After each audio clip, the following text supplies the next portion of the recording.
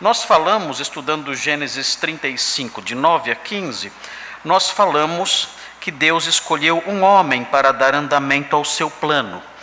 E explicamos os versículos 9 e 10, falando sobre o modo como Deus agiu, escolhendo Jacó. E desenvolvemos esse tema, consultamos outras passagens bíblicas também. Os irmãos têm tudo isso gravado, aqueles que gostam de rever essas coisas, podem acessar isso no nosso site, nós temos tudo gravado ali. Também falamos, com base no versículo 11, Gênesis 35, 11, nós falamos que Deus escolheu uma nação para dar andamento ao seu plano. É um aspecto da teologia que não é muito enfatizado nos dias de hoje, mas Deus escolheu uma nação, a nação de Israel, para dar seguimento ao seu plano. É o que nós chamamos de uma eleição instrumental. Não significa necessariamente que todo israelita é salvo, mas sim que Deus escolheu a nação de Israel, os judeus, para dar andamento ao seu plano. Jesus disse: a salvação vem dos judeus. As escrituras que nós temos vieram dos judeus. Enfim, Deus escolheu uma nação para dar andamento ao seu plano. E nós estudamos isso, vimos várias verdades a partir do versículo 11, fizemos várias pontes com outros textos e aprendemos muitas coisas.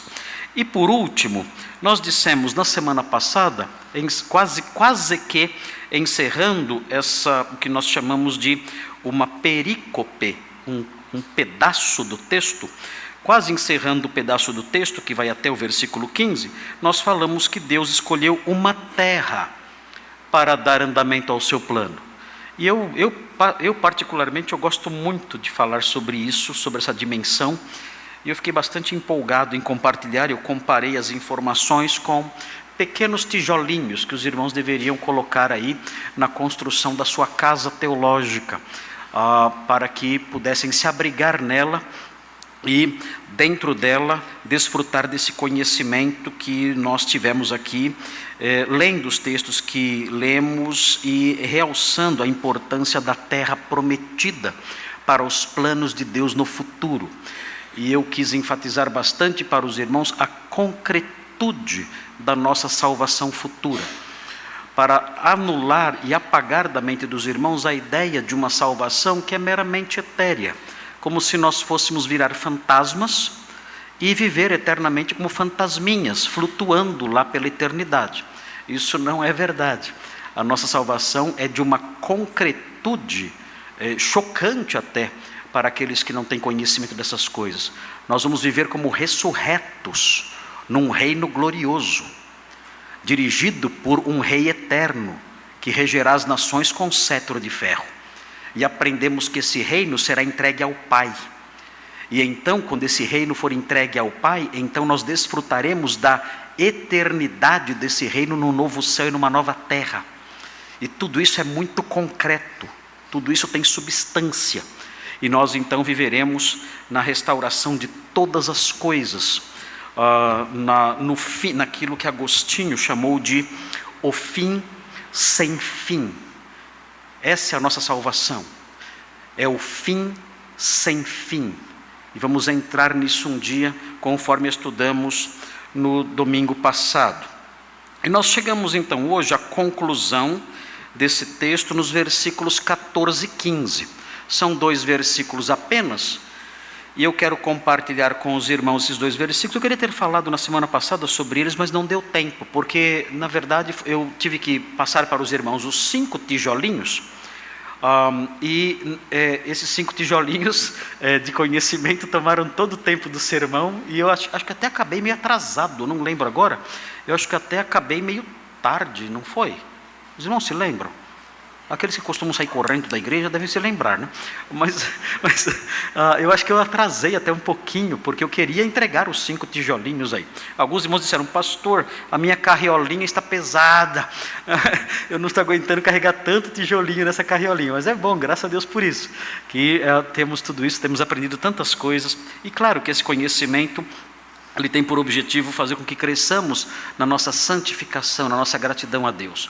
Quando temos contato com essas verdades maravilhosas, o nosso coração se enternece. a verdade bíblica enternece o nosso coração. Ele fica amolecido pela esperança que essas verdades infundem nele. A esperança infundida no nosso coração por meio dessas verdades faz com que o nosso coração fique amolecido, enternecido. E a única reação que nos advém de um coração enternecido, amolecido pela esperança, é a gratidão a Deus. A gratidão a Deus. Senhor, obrigado por essa esperança fantástica, esperança extraordinária. Nós então dizemos com mais ênfase, com mais vigor no dia da ceia, dizemos: vem, Senhor Jesus. E esse clamor, essa súplica não é dita por nós, acaba não sendo dita por nós somente no dia da ceia, como é nosso costume, né? Quando juntos dizemos todos essa frase, vem, Senhor Jesus, essa frase acaba sendo dita por nós continuamente. Nós olhamos para essas verdades maravilhosas, nosso coração é enternecido por essa esperança, então ele se curva enternecido por essa esperança e dizemos: Senhor, vem depressa. Vem restaurar todas as coisas, vem tomar posse do seu reino, vem fazer com que essas promessas todas se cumpram e nós desfrutemos dessas maravilhas todas sobre as quais temos ouvido falar tantas vezes. Muito bem, vamos então ver agora, nos versículos 14 e 15 de Gênesis 35, vamos ver agora algumas reações de Jacó. É um texto muito facinho, muito simples, e nós vamos superá-lo em poucos minutos. Não vou prometer nada. Vamos superá-lo hoje, de qualquer jeito. Mas vamos ver o que diz aqui o nosso texto, Gênesis 35, versículos 14 e 15. Então Jacó erigiu uma coluna de pedra no lugar onde Deus falara com ele, e derramou sobre ela uma libação, e lhe deitou óleo. Ao lugar onde Deus lhe falara, Jacó lhe chamou Betel. Observem o começo desse versículo, os irmãos devem observar, o começo desse versículo diz: então Jacó erigiu uma coluna de pedra no lugar onde Deus falara com ele. O que está acontecendo aqui na realidade, mais uma vez, é algo conectado àquilo que aconteceu no capítulo 28. Nós temos, é interessante observar que parece que o capítulo 28, o encontro de Deus com Jacó, de Jacó com Deus em Betel, é um episódio que caminha de tal modo a reger o que acontece depois. Parece que tudo que acontece depois, ou quase tudo que acontece depois na vida de Jacó, é algo relacionado com aquele encontro que nós estudamos no capítulo 28, o encontro de Jacó com Deus em Betel. Então o que nós temos aqui parece ser o cumprimento do voto que Jacó fez naquele dia.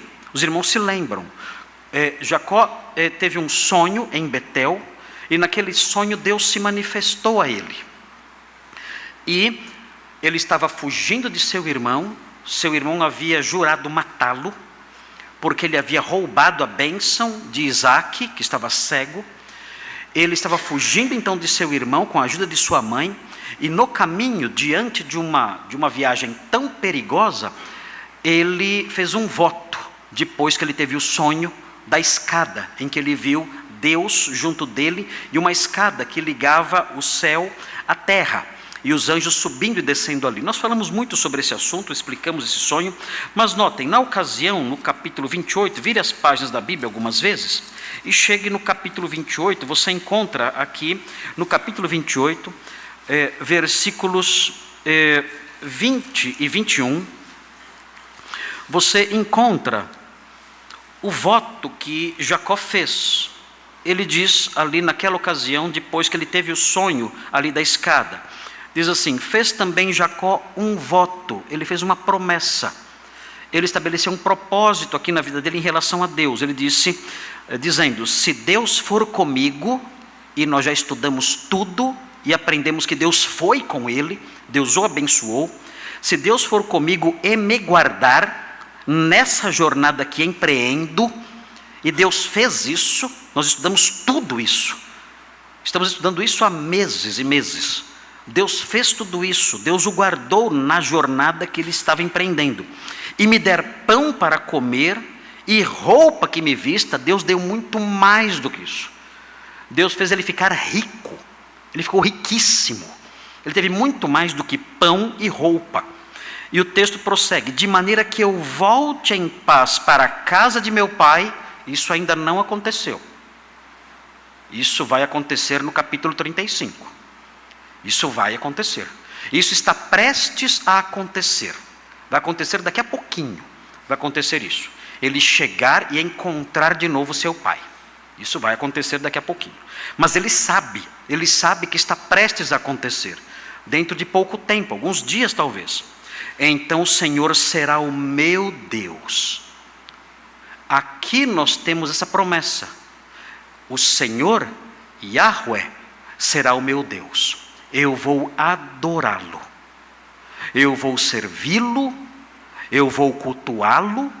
Ele será o meu Deus. Então, quando nós voltamos para o capítulo 35 e vemos no versículo 14 ele fazendo isso, então Jacó erigiu uma coluna de pedra no lugar onde Deus falara com ele e derramou sobre ela uma libação e lhe deitou óleo. Quando nós vemos isso, nós vemos aqui um gesto de adoração. É um ato memorial. Ele se lembra do que aconteceu naquele dia em Betel, coloca ali uma coluna, faz ali uma coluna de pedra e realiza um ato de adoração. O que ele está fazendo é cumprir o voto que ele fez no capítulo 28. O Senhor será o meu Deus, eu vou adorá-lo. E ele então cumpre isso aqui. Essa é a primeira reação que nós encontramos aqui de Jacó, no momento em que ele sai de Siquém e chega em Betel, e ouve em Betel mais uma vez as promessas de Deus, conforme nós estudamos nas semanas anteriores. O texto diz assim: e derramou sobre ela uma libação e lhe deitou óleo. O que nós temos aqui, irmãos, é uma oferta líquida. É uma oferta líquida. Esse é o significado de derramou sobre ela uma libação e lhe deitou óleo. No livro de Gênesis, é o único lugar em Gênesis, não outros livros do Pentateuco, ela aparece outras vezes, mas aqui é o único lugar em Gênesis em que é mencionada uma oferta líquida. E Jacó realiza isso. Qual é o objetivo de uma oferta líquida? Parece que o objetivo é consagrar o sacrifício.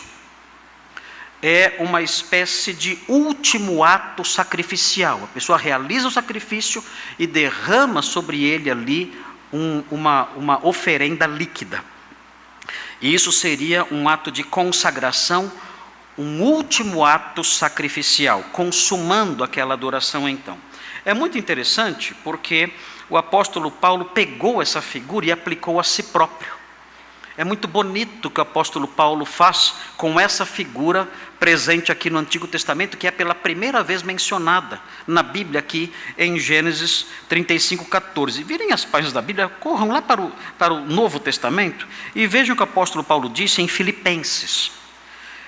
Quando o apóstolo Paulo escreveu a carta aos Filipenses, ele estava preso em Roma, numa prisão domiciliar, e não era uma prisão muito severa. Ele desfrutava de certa liberdade nessa prisão. Essa prisão ocorreu por volta do ano 60, entre 60 e 62. Aconteceu essa prisão de Paulo em Roma. Foi sua primeira prisão em Roma. E ele escreveu algumas cartas nessa prisão em Roma. São as epístolas da prisão. E uma delas é Filipenses. E o apóstolo Paulo, ele tinha uma certa esperança, uma esperança muito bem fundamentada, de que ele iria ser liberto. Porque a prisão que ele estava enfrentando em Roma não era uma prisão muito severa. E ele então sabia que era muito provável que ele fosse sair dessa prisão. E ele diz o seguinte, em Filipenses 2, versículo 17. Vejam o capítulo 2, versículo 17, diz assim: entretanto, mesmo que eu seja oferecido por libação, aqui libação é a oferta líquida. Ele diz, mesmo que eu seja oferecido por libação sobre o sacrifício e serviço da vossa fé, ele diz, olha, o trabalho que eu realizei para promover a fé em vocês, Esse trabalho foi uma espécie de sacrifício da minha vida. E pode ser que a minha morte seja o último ato sacrificial que eu vou fazer em prol do Evangelho.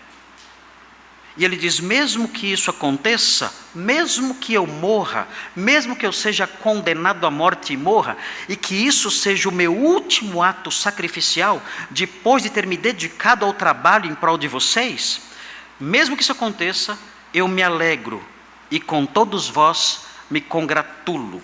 É muito interessante observar o modo como o apóstolo Paulo enxerga o seu ministério. Ele enxerga o seu ministério como uma vida de sacrifícios, mas não no sentido de que, estou sofrendo muito pela causa de Deus. Não é somente isso que está presente na ideia. A ideia presente aqui também é a ideia de adoração. O meu serviço ao longo da minha vida, por vocês, ó Filipenses, esse serviço é um ato de adoração. É algo que eu coloco sobre o altar de Deus. A minha vida foi colocada sobre o altar de Deus para servir a Deus, trabalhando em prol da fé de vocês, do serviço de vocês. Tudo que eu tenho feito é um ato sacrificial, de modo que a minha morte é como uma oferta líquida, que sela esse sacrifício, que põe fim a esse sacrifício. É o último ato sacrificial que eu realizo, em louvor a Deus e em serviço de vocês, a serviço de vocês. É muito interessante essa visão ministerial do apóstolo Paulo. Os pastores aqui da nossa igreja, aqueles que trabalham aqui em nossa igreja servindo ao Senhor, não somente os pastores, mas outros irmãos que se dedicam aqui no serviço do mestre, aqueles que servem ao Senhor no seu trabalho, anunciando a palavra de Deus ali, e sendo alvos muitas vezes de hostilidades, de hostilizações terríveis. Todos nós que dedicamos nossa vida ao serviço do mestre e que nos empenhamos para que o seu reino se expanda e a sua glória seja promovida, nós temos que ter essa visão de nós mesmos. Olha, a minha vida é um sacrifício colocado sobre o altar de Deus. Essa é a minha vida. O meu serviço a Ele é isso, é um sacrifício de adoração. E a minha morte, eu almejo que a minha morte seja um ato de adoração também, selando esse sacrifício um dia. Essa é uma perspectiva ministerial, uma perspectiva de vida maravilhosa que o apóstolo Paulo tem. Mais tarde, talvez uns 4 ou 5 anos depois, o apóstolo Paulo escreveu 2 a Timóteo. Vejam o que ele diz em 2 Timóteo. Em 2 Timóteo, no capítulo 4, versículo 6. Aqui, quando o apóstolo Paulo escreveu 2 Timóteo, a situação era diferente da prisão domiciliar em Roma, alguns anos antes. Quando ele escreveu 2 Timóteo, ele estava numa masmorra, ele não estava numa casa. Na primeira prisão, ele estava numa casa que ele alugou, e ficou preso nessa casa ali, sob a vigilância de um soldado, desfrutando de certa liberdade. Ele podia receber pessoas, amigos podiam visitá-lo, enfim, ele tinha essa liberdade. Aqui, ele está numa masmorra. 2 Timóteo é a última carta que Paulo escreveu. E ele está no cárcere Mamertino, que ainda hoje pode ser visitado em Roma. É um buraco, é literalmente um buraco na rocha. E o apóstolo Paulo estava preso lá. E ele estava preso lá sob as ordens do imperador Nero, que era extremamente cruel, um homem crudelíssimo. E ele sabia que ele iria morrer. Paulo sabia que não havia esperança para ele desta vez. E ele realmente seria morto. E de fato foi morto. Depois que ele escreveu 2 Timóteo, ele foi levado, segundo a tradição, para fora dos muros de Roma, onde eram feitas as execuções, e foi ali decapitado, segundo dizem os historiadores antigos. Mas vejam o que diz 2 Timóteo 4,6, o que ele fala. Quanto a mim, estou sendo já oferecido por libação. Ele diz, a minha vida já está prestes a ser derramada sobre o sacrifício do meu trabalho. Eu estou próximo de oferecer o último sacrifício da minha vida. Durante toda a minha vida, eu ofereci ao Senhor sacrifícios, por meio do meu trabalho, da minha pregação, do meu cuidado com as igrejas, do meu ensino, do meu ministério. Eu ofereci a Deus sacrifícios. Agora, eu estou sendo já oferecido por libação, o último sacrifício. a oferta líquida. E ele diz: e o tempo da minha partida é chegado. O tempo da minha partida chegou. Eu vou selar o meu ministério marcado por sacrifícios de louvor a Deus, de serviços intensos para a glória de Deus. Eu vou selar esse meu sacrifício da minha vida com essa oferta líquida, que é a minha morte. O último ato sacrificial sobre o altar do meu Deus. É muito linda essa imagem e essa visão que o apóstolo Paulo revela do seu trabalho para Deus. Isso é muito instrutivo. Quando nós olhamos em Gênesis 35, essa alusão pela primeira vez no Antigo Testamento, a oferta líquida que ele derrama sobre essa pedra, essa coluna que ele erigiu, é interessante lembrar dessas coisas. É interessante lembrar disso, o significado que o Novo Testamento atribui a essas coisas. E nós, como servos do Senhor, temos que abraçar essa visão. Temos que transformar nossa vida nisso. A nossa vida tem que ser marcada por uma série contínua de sacrifícios de adoração ao Senhor.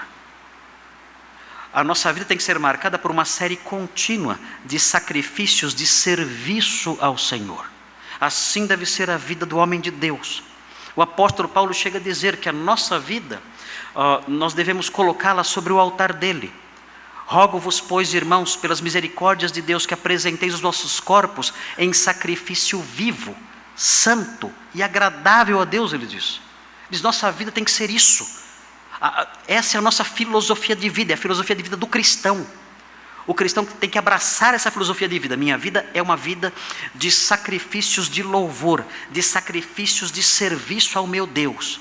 E a minha morte colocará selo nisso, como último sacrifício para a glória dele. Eu vou morrer para a glória dele. Eu vou morrer para o serviço dele. A minha morte será isso, uma oferta líquida sobre o altar do Senhor, selando uma vida de serviços, selando uma vida de adoração.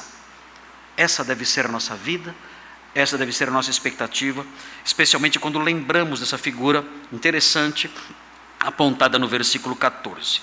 Vejam a sequência, vem o versículo 15 então, muito interessante o que vem agora. Fala assim: ao lugar onde Deus lhe falara, Jacó lhe chamou Betel. Os irmãos já sabem o significado de Betel.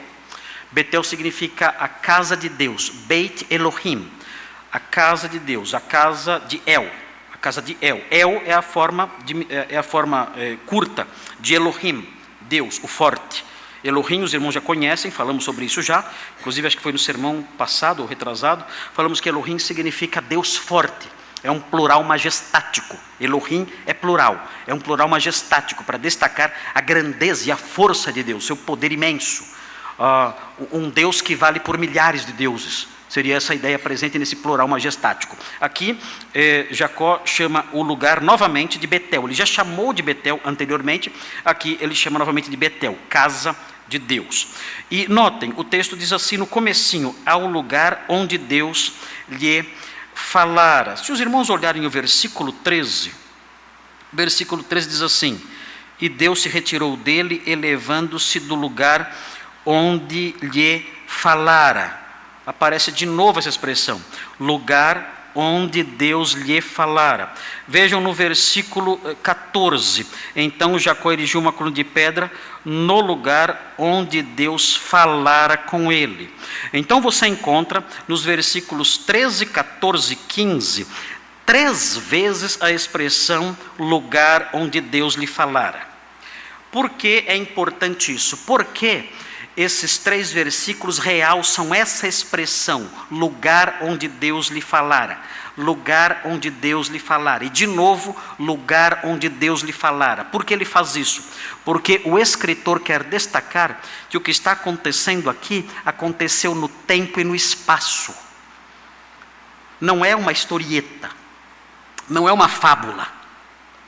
Essas coisas não são fruto dos sonhos de um homem, das visões de um homem, dos devaneios de alguém. Não, isso aconteceu no tempo e no espaço, aconteceu num lugar, aqui neste mundo.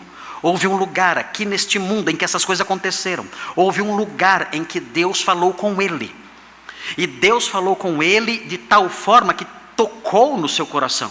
E tocando no seu coração fez com que ele fosse um novo homem. E ele partiu de Betel com esses ideais de servir ao Senhor, de ser um homem voltado para ele. E nós vemos ao longo da história, depois de Betel, a conversão de Jacó.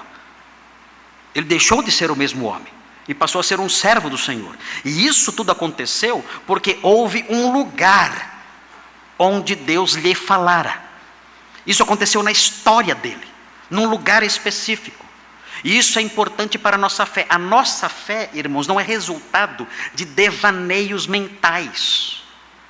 A nossa fé não é resultado de elucubrações de uma pessoa qualquer. Não é isso, não é sobre isso que a nossa fé se fundamenta. A nossa fé se fundamenta em fatos históricos, em coisas que realmente aconteceram. Nós cremos num Deus que se fez homem e nasceu numa cidade chamada Belém.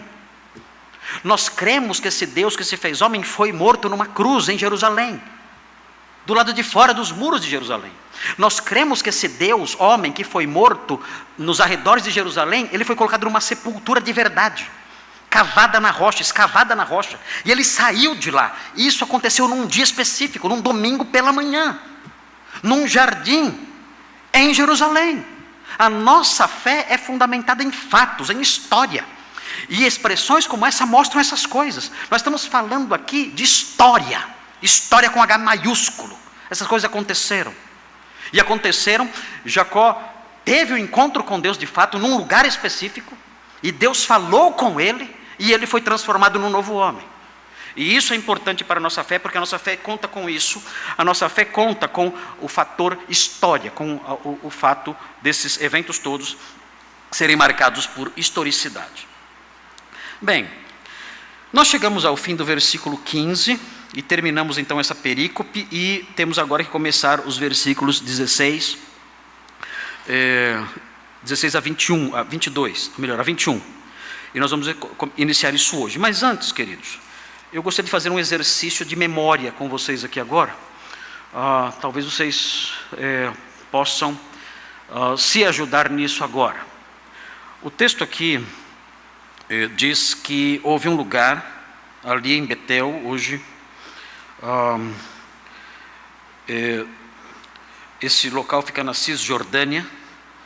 Houve um lugar em que Deus falou com ele e ele foi transformado num novo homem. Existem lugares que fazem parte da nossa experiência como homens, como pessoas que pertencem a Deus. Há lugares que marcam a nossa vida. Lugares especiais, em que Deus se aproximou de nós e, de alguma forma, nos influenciou, nos consolou, nos socorreu, nos ajudou, nos ouviu. Todo crente tem lembranças disso, de estar num determinado lugar e ter uma experiência diferente com Deus naquele lugar. Nós não podemos ir a esses lugares e levantar ali uma coluna e derramar óleo sobre ela. Nós não podemos fazer isso. Mas nós podemos guardar em nossa memória esses lugares. E o que eu quero pedir para que os irmãos façam agora? Eu gostaria que você se lembrasse do lugar palpável, em que Deus falou com você pela primeira vez, atraindo você para o Evangelho. Onde foi? Você se lembra do lugar? O lugar em que Deus falou com você pela primeira vez. Pode ter sido numa igrejinha, no interior aí, do Brasil, algum lugar distante. Pode ter sido num hospital. Pode ter sido no seu quarto. Talvez alguns tenham ouvido o Senhor chamá-lo dentro até de um bar. Há histórias assim, em que Deus começou a incomodar uma pessoa e despertar o seu coração para a fé dentro de ambientes pesados. E a pessoa olhou à sua volta e disse: o que estou fazendo aqui? não posso ficar aqui. E Deus começou a trabalhar nessas vidas, fazendo com que a palavra de Deus, uma vez lançada dentro daquele coração, finalmente brotasse, viesse à memória da pessoa, desafiasse a pessoa à fé. Tente se lembrar, onde foi que o Senhor falou com você pela primeira vez? Qual é o lugar onde Deus lhe falou e disse a você: venha, venha. E você, ouvindo a sua voz doce, você atendeu esse chamado e você creu no Salvador. Foi aqui, pode ter sido neste salão, pode ter sido na sua casa, pode ter sido embaixo de uma árvore, como aconteceu com Santo Agostinho, pode ter sido num hospital, como eu mencionei, pode ter sido num ambiente ruim, não sei. Mas onde foi que isso aconteceu? Porque estou pedindo para os irmãos lembrarem disso. Eu tenho orado continuamente para que Deus santifique a nossa igreja. E os irmãos sabem o que significa santificar. Santificar significa separar-se de tudo que é mal. Tudo aquilo que desagrada a Deus, quando eu me separo de tudo que desagrada a Deus, eu estou me santificando. Esse é o significado de santificar-se. É eu olhar para a minha vida e ver coisas que não agradam a Ele. Costumes, hábitos, até na área do lazer, tudo. Palavras, gestos, enfim, qualquer coisa que Deus não aprova. Quando eu me separo disso, quando eu olho para essas coisas e me separo dessas coisas que não agradam a Deus, eu estou me santificando. E eu tenho orado com relativa frequência, com bastante frequência, para que Deus santifique a Igreja Batista Redenção. Para que cada membro seja santificado e busque isso, separar-se de toda forma do mal. E a nossa igreja seja uma igreja santa. Uma igreja santa, uma igreja que quando se reúne e adora ao Senhor, Ele olha para todos, Ele se agrada dessa adoração, porque é uma adoração realizada por pessoas que têm as mãos limpas, o coração limpo, um coração puro, estão buscando agradá-lo, estão buscando se santificar, estão buscando fazer a sua vontade. Tenho pedido isso ao Senhor. E eu quero então agora pedir para que os irmãos, lembrando deste local, em que o Senhor lhe falou pela primeira vez, em que o Senhor o buscou, que os irmãos, então, lembrando disso, os irmãos façam o seguinte: os irmãos agora, nos próximos minutos, os irmãos orem a Deus dizendo: Senhor, muito obrigado, porque naquele dia, naquele local, o Senhor se aproximou de mim, da minha miséria. O Senhor viu a minha miséria, o Senhor viu o meu coração dorido, o Senhor viu o meu coração choroso, o Senhor viu o meu coração angustiado, o Senhor viu a minha miséria, a minha perdição, e o Senhor se aproximou de mim, não me atacando, me condenando, me derrubando, ainda que tenha me dado consciência da minha condenação e perdição. Mas o Senhor falou docemente, o Senhor me chamou pelo meu nome. Eu escutei a sua voz, o Senhor tocou no meu coração.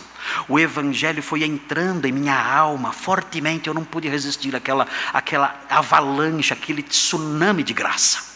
E o Senhor naquele dia me transformou pela fé em Jesus. Eu quero te agradecer por aquele dia, em que o Senhor naquele local realizou essa obra na minha vida. Eu te louvo por isso. Mas eu não quero só fazer isso.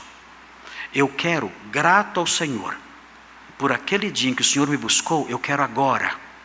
Eu não posso erigir um altar, eu não posso erigir uma coluna e derramar óleo sobre ela, mas eu quero agora, diante do Senhor, derramar sobre a coluna do seu altar, a coluna do seu altar celeste, por assim dizer. Eu quero derramar a minha vida mais uma vez. Eu quero me consagrar ao Senhor. Eu quero pedir: Senhor, ajuda-me a fazer a sua vontade, a viver para o Senhor, a ter uma vida santificada. Ajuda-me a abandonar as coisas que não agradam ao Senhor. Eu quero consagrar agora a minha vida ao Senhor. Como Jacó realizou esse gesto simbólico diante de uma coluna de pedra, eu quero agora, diante do Senhor, lembrando do dia em que o Senhor falou comigo, eu quero reconsagrar minha vida ao Senhor. Perdoa os meus pecados, Senhor. Perdoa os meus pecados. Eu não tenho buscado a santificação como deveria buscar, não tenho feito isso. Eu tenho acariciado vícios, hábitos ruins, algumas coisas na minha vida não se ajustam ao que o Senhor quer, eu não estou me separando do que te desagrada, não estou me santificando. E eu agora então me lembrando daquele doce dia, naquele lindo lugar, naquele lugar tão importante, lembrando do dia em que o Senhor me buscou, me tirou daquele tremedal de lama. Eu quero agradecer ao Senhor pela salvação que me alcançou naquele dia. E quero pedir que o Senhor me receba como uma oferta sobre o seu altar, com a disposição de me santificar. Eu me santifico agora e me consagro ao Senhor mais uma vez. Eu vou dar alguns minutinhos para os irmãos fazerem isso. Talvez o Daniel possa nos ajudar. Daniel poderia tocar uma música ao piano?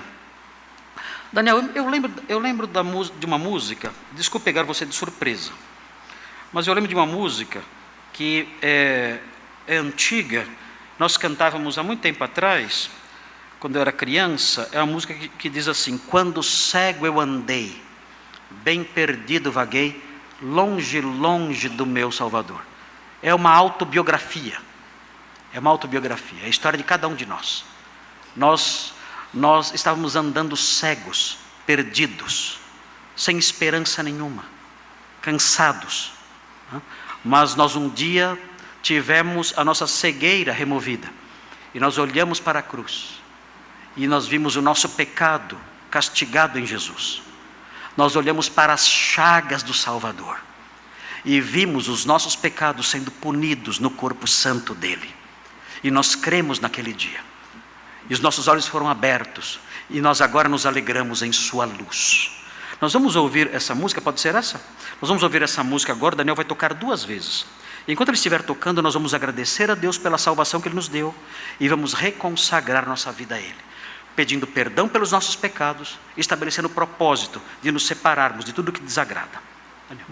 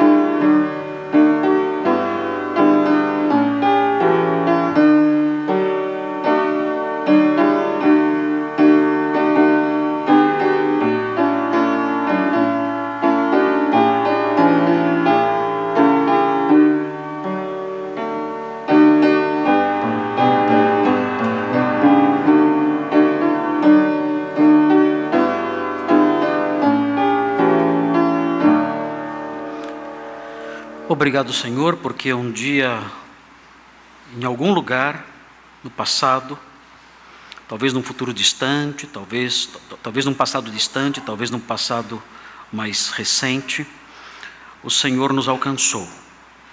O Senhor falou ao nosso coração e nos buscou, nos deu consciência da importância da cruz de Cristo e do seu significado. E pela graça nós cremos em Jesus e fomos salvos naquele dia, naquele lugar, no lugar em que o Senhor nos falou.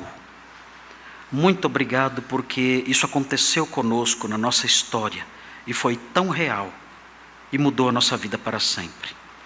Pedimos que agora, diante do Senhor, possamos com sinceridade oferecer as nossas vidas, como Jacó ofereceu aquele sacrifício líquido, que possamos agora derramar nossas vidas sobre o seu altar, suplicando ao Senhor que o Senhor aceite o nosso sacrifício e vivamos para o Senhor, para o seu inteiro agrado, vivendo vidas de santificação, servindo ao Senhor com sinceridade e dedicação. Ajuda cada um aqui a buscar esse ideal.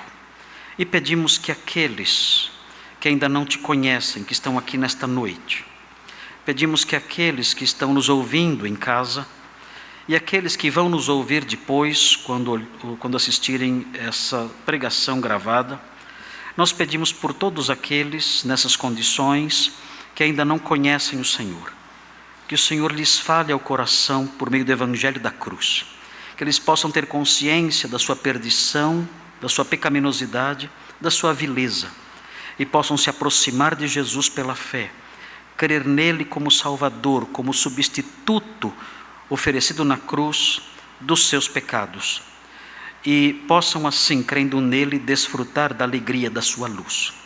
Pedimos essas bênçãos agradecidos por tudo que o Senhor fez e tem feito em nossas vidas. Em nome de Jesus, amém.